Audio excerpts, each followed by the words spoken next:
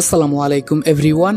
বোনের মৃত্যু গল্পের ৪ নাম্বার পর্ব। ঘুম থেকে উঠে মন খারাপ করে বিছানার উপর বসে আছি আর চিন্তা করছি, আচ্ছা আমি কি সত্যি কারো উপর রাগ করতে পারি না? মানুষ যা ইচ্ছা আমাকে তাই বলে, কেন জানি নিজেকে আজকে অসহায় লাগছে। হঠাৎ দরজা খোলার আওয়াজ শুনলাম, দেখি সুমন এসেছে। সুমন বলল চলো আমার সাথে। সুমন আমাকে হলরুমে নিয়ে গেল। সেখানে সুমনের পরিবারের সবাই আছে, শুধু আখিকে চোখে পড়ছে না। সবাই কেমন একটা রাগী দৃষ্টিতে আমার দিকে তাকিয়ে আছে। কাকা বলল খুব মায়া লাগছে রে তোকে দেখে।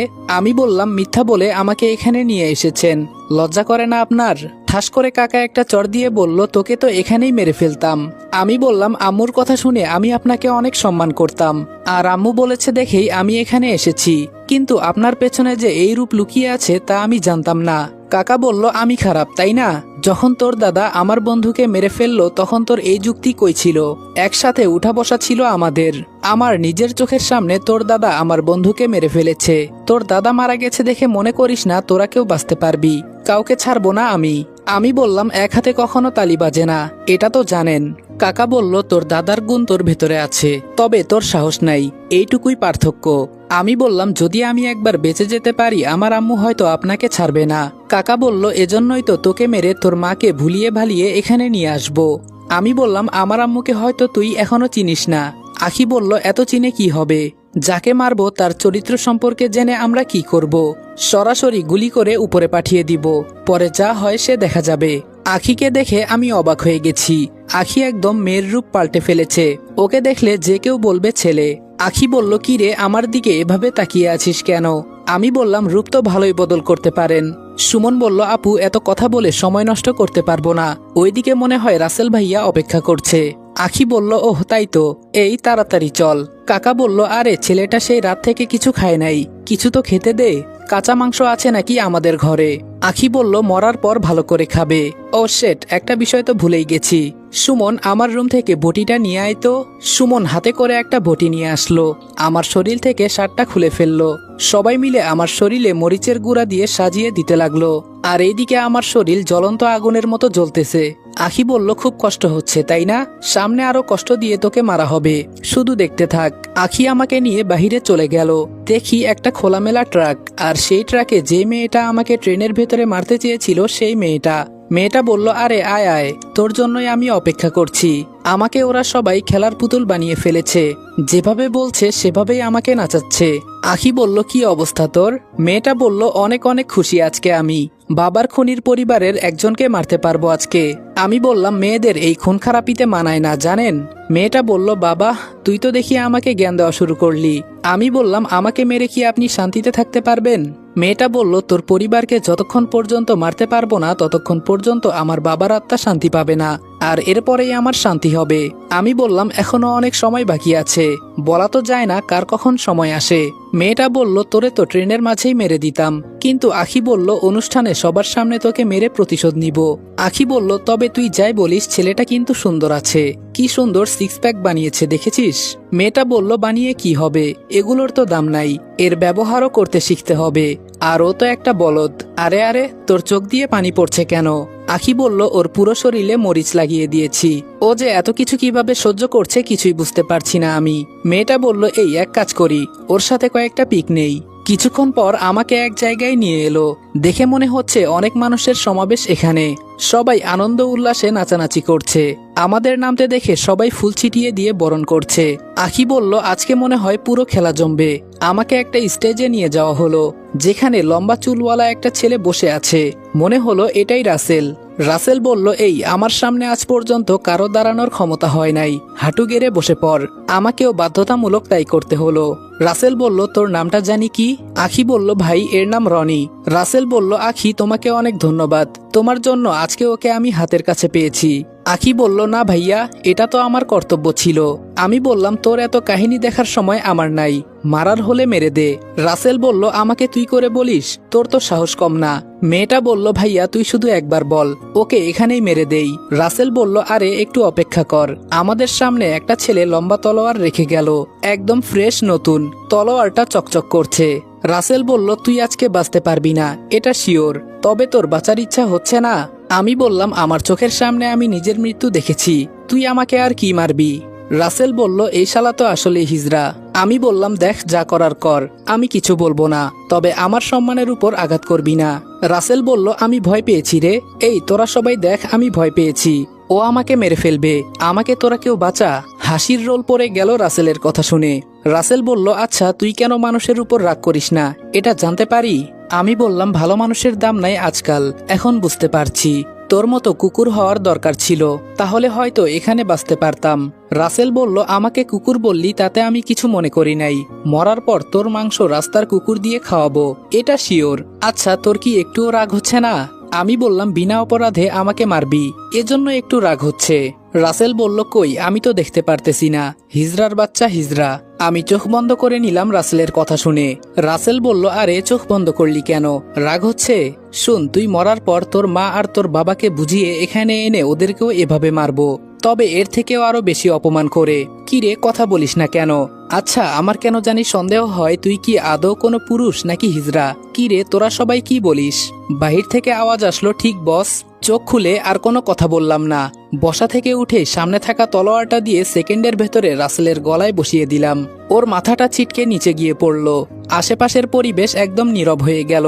আমার রাগ চরম পর্যায়ে পৌঁছে গেছে, চোখ দিয়ে যেন আগুন বের হচ্ছে। আমার পরিবারকে নিয়ে কথা বলা, তাও আবার আমি বেঁচে থাকতে, আমার সামনেই। পেছনে ফিরে আখি আর মেয়েটার গলায় ধরে শূন্যে তুলে ফেললাম। আমি বললাম, অনেক সহ্য করেছি তোদের কাহিনী, আর কত সহ্য করব? আমি হিজড়া তাই না, আমাকে সন্দেহ হয়। দিয়েছি না তোর ভাইকে ভরে, দেখ এখন কেমন লাগে। একেবারে জীবনের ঘুম পাড়িয়ে দিয়েছি, সবকিছুর একটা সীমা আছে। আমি আর কত এসব তাকিয়ে তাকিয়ে দেখব? এখন দেখ আমি কি করতে পারি। ঘুমন্ত সিংহকে জাগানোর কি ফল? ওরা বাঁচার জন্য পাগুলো ছোড়াছড়ি করছে। আখিকে লাথি দিয়ে দূরে ফেলে দিলাম, আর রাসেলের বোনকে রাসেলের উপর ফেলে দিলাম। আমি বললাম, দেখ নিজের চোখে তাকিয়ে দেখ তোর ভাইয়ের মৃত্যু। সামনে পড়ে থাকা লাঠিটা দিয়ে আখি আর রাসেলের বোনকে ইচ্ছে মতো মারতে লাগলাম। আমাকে মারবি তাই না, আমার পরিবারকে মারবি?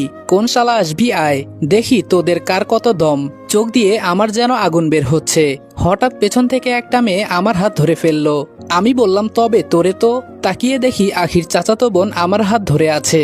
মেয়েটা বলল, ভাইয়া ওদের আর মারবেন না, ওরা মারা যাবে। আমি নিচে নেমে রাসেলের মাথাটা হাতে নিয়ে ওর বোনের হাতে ধরিয়ে দিলাম।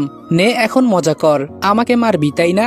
আমি তো প্রস্তুত ছিলাম মরার জন্য, কিন্তু তোরা আমাকে মরতে দিলি না। এখন দেখ তোর ভাইকে আমি নিজের হাতে মেরেছি, কি করবি আমার? হঠাৎ পেছন থেকে আমার মাথায় কে জানি আঘাত করলো। পেছনে ফিরে তাকানোর আগেই জ্ঞান হারিয়ে পড়ে গেলাম। তবে একটা কথা স্পষ্ট শুনতে পেরেছি, ছাড়বো না আমি কাউকে, পালিয়ে কই যাবি? যখন একটু তাকানোর শক্তি পেলাম তখন আশেপাশে তাকিয়ে বোঝার চেষ্টা করলাম আমি কই আছি। আমি চারপাশে তাকিয়ে দেখি ট্রেনের রাস্তার উপর শুয়ে আছি। এটা দেখে খুব অবাক হলাম। ট্রেনের হর্নের শব্দ আসছে, মনে হচ্ছে কাছাকাছি ট্রেন চলে এসেছে। শরীরের যতটুকু শক্তি ছিল সবটা দিয়ে রাস্তা থেকে সরে গেলাম, আর এই মুহূর্তেই ট্রেন চলে আসলো। যাক, কোনো মতে বাঁচতে তো পারলাম। হঠাৎ বুকের বাঁ পাশে ব্যথার অনুভূতি পেতে লাগলাম। তাকিয়ে দেখি বুকের বাঁ পাশ থেকে রক্ত বের হচ্ছে। একটা বুলেট আটকে আছে বুকের ভেতর, আমাকে গুলি করা হয়েছে। যে করেই হোক এখন আমাকে হাসপাতালে যেতে হবে, না হলে মনে হয় এখানেই মারা যাব। আর শরীরে মরিচ থাকার কারণে অনেক জ্বালাপোড়া করছে। আস্তে আস্তে ওঠার চেষ্টা করলাম।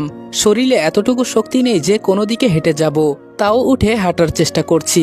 ওই তো সামনে একটা ছোট গ্রাম দেখা যায়। কোনো মতে গ্রামের দিকে গেলাম। গিয়ে দেখি কিছু ছেলে মেয়ে খেলা করছে। আমাকে দেখে ওরা বলল, এই দেখ পাগল এসেছে। হায়রে কপাল, এখন আমাকে ওরা রাস্তার পাগল বানিয়ে দিয়েছে। হেঁটে হেঁটে একটা বাড়ির সামনে গেলাম, আর ছেলে মেয়েগুলো আমাকে পাগল পাগল বলে পিছু পিছু আসছে। দেখি একজন বয়স্ক মহিলা বসে বসে পান চিবাচ্ছে। আমি একটু জোরেই বললাম, আন্টি আমাকে একটা হেল্প করবেন? মহিলাটা বলল, এই পাগল ছাগল যে কোথায় থেকে আসে বুঝি না, মাফ করো বাবা, তোমাকে খাওয়ানোর মতো ঘরে কিছুই নেই। আমি বললাম, আন্টি এমন কিছুই না, শুধু আপনার ফোনটা একটু দিবেন, 1 মিনিট কথা বলবো। মহিলা বলল, পাগলে তো দেখি সেই রকম যুক্তি দিতে পারে, ফোনটা নিয়ে পালিয়ে যাবি না তো? এখন আমার যে অবস্থা, যে কেউ দেখলে পাগল বলবে, এটাই স্বাভাবিক। আমি বললাম, বিশ্বাস করেন আন্টি, খুব বড় একটা বিপদে পড়েছি, আর আমি পাগল নই। অসহায় দৃষ্টিতে তাকিয়ে বললাম। আন্টি বললেন, পাগলে কি আর বলে আমি পাগল? এই ছেলে মেয়েরা তোমরা তাকিয়ে দেখছো কি, ওকে এখান থেকে তাড়িয়ে দাও। হঠাৎ একটা মেয়ে বের হয়ে বলল, এই তোমরা থামো, একদম ওনার গায়ে কেউ হাত দিবে না। মেয়েটা দেখতে আমার বোনের বয়সী। মেয়েটা আমার কাছে এসে বলল, কি হয়েছে ভাইয়া? আর আপনাকে দেখে তো পাগল মনে হয় না, শরীরে এত রক্ত কেন আপনার? আর বুকের মাঝে এটা কিসের আঘাত? আমি বললাম, আমাকে গুলি করা হয়েছে, এজন্য রক্ত বের হচ্ছে। আমাকে একটু হেল্প করেন, শুধু একটা ফোন করব, আপনার মোবাইলটা একটু দিবেন? মেয়েটা আমার কাছে ফোনটা দিয়ে বলল, তাড়াতাড়ি করুন, আপনার তো অনেক ব্লাড বের হচ্ছে। আম্মুর নাম্বারটা তুলে কল দিলাম। ফোন ধরতেই আম্মু বলল, থানা থেকে বলছি, আপনি কে? কিভাবে আপনার সাহায্য করতে পারি? আমি বললাম, আম্মু আমি। আম্মু বলল, রনি বাবা তুই কই আছিস? তুই 2 দিন ধরে তোর কোনো খোঁজ খবর নেই। ওরা আবার তোকে কিছু করে নাই তো? আমার খুব চিন্তা হচ্ছে তোর জন্য। আমি বললাম, এত কথার উত্তর দিতে পারবো না আম্মু, আমার খুব কষ্ট হচ্ছে। মনে হচ্ছে যেন একটু পরে আমি মারা যাব। বুকের মাঝে একটা বুলেট এখনো ঢোকানো আছে, শরীর থেকে প্রচুর রক্ত বের হচ্ছে। জানি না আমার বাঁচার সম্ভাবনা কতটুকু, আর ব্যথা তো সহ্য করছি। আম্মু বলল, ওরা তোকে কি করেছে? আর তুই এখন কোথায় আছিস? তাড়াতাড়ি বল। আম্মু টেনশন নিয়ে কথাগুলো বলছে, বোঝাই যাচ্ছে। আমি বললাম, আপু এটা কোন গ্রাম? মেয়েটা বলল, জি ভাইয়া, এটাকে বলা হয় নেত্রকোনা রাজবাড়ি। আমি বললাম, কি বললে আপনাদের বাড়ি খুঁজে পাবে? মেয়েটা বলল, পান ব্যবসায়ী খোকন মিয়া বললেই সবাই চিনবেন। আম্মু বলল, আমাকে আর বলতে হবে না, আমি শুনছি। কিছুক্ষণ পর এখানকার পুলিশ তোকে নিয়ে যাবে হাসপাতালে, তুই কোনো চিন্তা করিস না। আমি আমার ছেলেকে কখনো মরতে দিব না। আমি আসছি বাবা, একটু অপেক্ষা কর। আমি আর কিছু না বলে ফোনটা কেটে মেয়েটার হাতে দিয়ে নিচে বসে পড়লাম। মেয়েটা বলল, ভাইয়া আপনার খুব কষ্ট হচ্ছে? আমি বললাম, তবে কি করার, সহ্য করতে হবে। তোমাকে অনেক অনেক ধন্যবাদ, তুমি না থাকলে আজকে হয়তো আমাকে এখানেই মরতে হতো। মেয়েটা বলল, কেন জানি আপনাকে আমার দেখে পাগল মনে হলো না, কিন্তু আপনার এই অবস্থা কি করে? আমি বললাম, অনেক বড় কাহিনী, আরেকদিন দেখা হলে বলবো। মেয়েটা বলল, আপনাকে আমি হাসপাতালে নিয়ে যাব, চলেন আমার সাথে। আমি বললাম, লাগবে না আপু, পুলিশ আসছে। মেয়েটা বলল, ও মা, পুলিশ কেন? আমি বললাম, ভয় পাবেন না, আমার আম্মু পুলিশ অফিসার। মেয়েটা বলল, বুঝে গেছি, কিন্তু আপনার শরীরের এসব লাল লাল দেখা যায়, এগুলো কি? আমি বললাম, মরিচের গুঁড়া মিশিয়ে দেওয়া হয়েছে আমার শরীরে। মেয়েটা বলল, কি? আমি বললাম, মেয়েটা এটা শুনেই দৌড়ে কোথায় চলে গেল। কিছুক্ষণ পর একটা বালতিতে পানি এনে আমার দিকে ছুঁড়ে দিল, যার কারণে শরীরের সবকিছু পরিষ্কার হয়ে গেছে। আমি বললাম, ধন্যবাদ আপু। দেখতে দেখতে পুলিশ এসে গেল। এক অফিসার আমার কাছে এসে বলল, আপনি কি রনি? আমি বললাম, জি। আম্মু আপনাদের পাঠিয়েছে তাই না? পুলিশ বলল, কোনো কথা বলবেন না, আপনার অবস্থা খুব খারাপ, তাড়াতাড়ি গাড়িতে ওঠেন, আপনার কিছু হয়ে গেলে ম্যাম আমাদের ছাড়বে না। আমি গাড়িতে বসে বললাম, ভালো থাকবেন আপু, আবার হয়তো আপনার সাথে দেখা হবে। মেয়েটা হাত বাড়িয়ে আমাকে বিদায় জানিয়ে দিল। তবে ওর হাতে একটা ট্যাটু দেখতে পেলাম, যেটা আমি আখির মুখের নিচে দেখেছি। এই রহস্য হয়তো আমি এই মেয়েটার কাছ থেকে জানতে পারবো। আগে তো আমি বেঁচে নেই। হাসপাতালে আমাকে ইমার্জেন্সিতে নিয়ে যাওয়া হলো। যখন আমার জ্ঞান ফিরল, ডাক্তার বলল, সঠিক সময়ে আপনি না আসলে হয়তো ব্লাডের অভাবে মারা যেতেন। একটু পর এক অফিসার এসে বলল, তোমার কি অবস্থা, এখন ভালো আছো? আমি বললাম, জি অনেকটাই ভালো আছি। আম্মু কি এখন আসবে? অফিসার বলল, চিন্তা করো না, একটু পরেই উনি এসে যাবেন। আচ্ছা তোমার কি হয়েছে বলতে পারবে? আমি বললাম, আপনি আমাকে সাহায্য করেছেন এটাই অনেক, তবে আমার কিভাবে কি হয়েছে এটা জানতে চাইবেন না। অফিসার বলল, আচ্ছা সমস্যা নেই, তোমার মাকে তো তুমি চিনো, উনি কতটা রাগী, এসে আমাদের বকাবকিও করতে পারে। আমি বললাম, আমি তো আছি, চিন্তা করতে হবে না। অফিসার বলল, আমার একটু প্রমোশন দরকার, ঘরে ছেলে মেয়ে আছে, এই টাকায় হয় না, যদি তোমার মাকে বলে একটু। আমার আম্মু পুলিশ হয়েছে তো কি হয়েছে, ওনার উপর লেভেল পর্যন্ত হাত আছে, কখন কি করতে হয় উনি খুব ভালো করেই জানেন। আমি বললাম, থাক থাক, আর বলতে হবে না, এত টাকা দিয়ে কি করবেন, আবার প্রমোশন লাগে? অফিসার বলল, এই তো ম্যাডাম এসে গেছেন। আম্মু গাড়ি থেকে নেমেই আমার কাছে এসে আমাকে জড়িয়ে ধরে কান্না করছে। আম্মু বলল, বাবা এসব কিভাবে হলো, তোরে কে কি করেছে বল, ওদের ঘর থেকে টেনে বের করে মারবো আমি। আমি বললাম, আম্মু এসব কিছু নিয়ে এখন চিন্তা করো না, আমি যদি মারা যেতাম। আম্মু বলল, বাবা এসব অলক্ষণে কথা একদম মুখে আনবি না। মাহিকে দেখি আমার পাশে দাঁড়িয়ে আছে। আমি বললাম, কি রে মাহি, ভালো আছিস তুই? মাহি বলল, আমি আরো আগেই আম্মুকে বলেছি আমি ভাইয়ার কাছে যাই, কিন্তু উনি আমাকে যেতে দেয় নাই। আজকে যদি তোর কিছু হয়ে যেত। আম্মু আমার কপালে হাত দিয়ে বলল, বাবা এসব কিভাবে হলো, আমাকে একটু বলবি? আমি বললাম, আম্মু আগে আমাকে একটু সুস্থ হতে দাও, পরে বলি। আম্মু বলল, তোর যখন ইচ্ছা তখন বলিস, কেমন? হঠাৎ এক সাইডে সুমনের মতো কাউকে দেখলাম, বুঝে গেলাম ওরা হয়তো জেনে গেছে আমি এখনো বেঁচে আছি। ভুল করেছি আমি, অনেক বড় ভুল। সাপকে ঠিকই মেরে ফেলেছি, কিন্তু সাপের বাচ্চাদের যে আমার মারা উচিত ছিল, এটা তখন আমার মাথায় ছিল না। এক সময় সাপের বাচ্চাগুলো বড় হয়ে আমাকে খুঁজবে মারার জন্য। আমিও দেখব আমি থাকতে ওরা কিভাবে আমার পরিবারের গায়ে হাত তুলে। আগে আমাকে সুস্থ হতে দে। তোদের জন্য যেহেতু খুনি হয়েছি, তাহলে তোরা কিভাবে যে আমার হাত থেকে বাঁচবি এটাও আমি দেখতে চাই। আমি বললাম, আম্মু আমি আর এখানে এক মুহূর্তও থাকতে চাই না। মাহি বলল, হঠাৎ তোর কি হলো, এমন ছটফট করছিস কেন? আমি বললাম, পরে বলবো, এখন আমি কি বলছি সেটা করো। আম্মু বলল, অফিসার আমার ছেলেকে ধরে গাড়িতে তুলে দিয়ে আসো। আম্মুর কথা মতো ওরা আমাকে গাড়ি পর্যন্ত নিয়ে গেল। আম্মু বলল, তুই একটু অপেক্ষা কর, আমি ভেতরের ঝামেলাগুলো মিটিয়ে আসি। অফিসার বলল, আরে ম্যাম আমি থাকতে আপনি কেন, আপনি চলে যান, আমি এসব দেখে নিব, শুধু ভাইয়া একটু। আমি বললাম, আচ্ছা আমি দেখে নিব, তুমি চিন্তা করিও না। আম্মু বলল, কি রে বাবা? আমি বললাম, কিছু না আম্মু, পরে তোমাকে বলবো, আগে চলো। আম্মু ড্রাইভিং করছে আর মাহি আর আমি পেছনে বসে আছি। মাহি বলল, ভাই সত্যি তোর গায়ে কে হাত তুলেছে? আমি বললাম, থাক বোন, পরে বলবো, এখন ভালো লাগছে না, সেই রাত থেকে কিছু খাই নাই, শরীরে এক ফোঁটাও শক্তি নাই আমার। সাথে সাথে আম্মু গাড়িটা ব্রেক করে বলল, কি? আমি বললাম, আরে আম্মু গাড়ি চালাও, বাসায় গিয়ে একেবারে খাবো। আম্মু বলল, তোকে কে কি করেছে, কে কি বলেছে আমাকে বলতেছিস না, তুই দাঁড়া, আমি হোটেল থেকে তোর জন্য খাবার কিনে আনছি। আমি বললাম, তাড়াতাড়ি যাও। আম্মু খাবার এনে আমার হাতে দিল। মাহি বলল, ভাইয়া আমার কাছে দে, আমি তোকে খাইয়ে দেই। আমি বললাম, তাহলে তো আরো বেশি ভালো। আমি খাবার খাচ্ছি আর আম্মু একটু পর পর আমার দিকে তাকিয়ে দেখছে। আমি বললাম, কি হলো আম্মু, এভাবে একটু পর পর পেছনে তাকালে অ্যাক্সিডেন্ট করবে তো। আম্মু বলল, আমার ছেলের গায়ে কে হাত তুলেছে, তার কলিজাটা আমি মেপে দেখতে চাই, ওর ভেতরে কতটুকু সাহস আছে।